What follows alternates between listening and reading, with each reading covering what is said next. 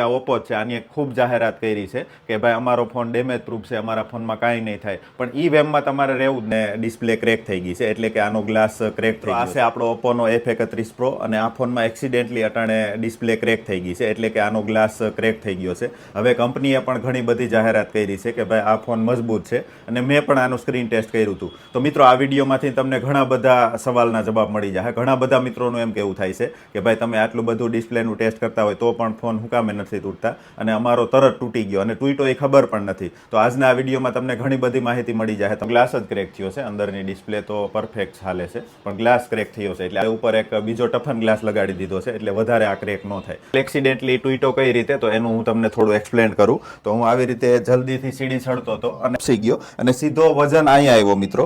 આખા શરીરનો વજન અહીંયા આવ્યો અને અહીંયા મારો મોબાઈલ હતો. અહીંથી આપણો પગ લપસી ગયો. તો આવી રીતે ત્રાહો થઈ અને સીધો વજન અહીંયા આવ્યો અને અહીંયા આપણો મોબાઈલ હતો મિત્રો. તો અહીંયા ખૂણો તમે જોઈ શકો છો. તો આ ખિસ્સો આવી રીતે સીધો ખૂણામાં જ આવી ગયો. તો મિત્રો આવી રીતે ખિસ્સામાં મોબાઈલ હોય અને આવી રીતે સીધો આની ઉપર જ વજન આવ્યો. એક્ઝામ્પલ તરીકે પોકેટમાં આવી રીતે ફોન હતો તો આવી રીતે અહીંયા દબાણ આવ્યું, આખા શરીરનું દબાણ આવ્યું અને સામેથી હાર્ડ વસ્તુ હતી અને અહીંયા ખૂણો તમે જોઈ શકો છો. તો આ ખૂણો સીધો અહીંયા લાગી ગયો અને મોબાઈલનો ગ્લાસ ક્રેક થઈ ગયો. ફોન આરે આવો બનાવ ન બને. તમારે ખાસ શું કાળજી રાખવાની છે એ તમે ધ્યાનથી જોજો મિત્રો.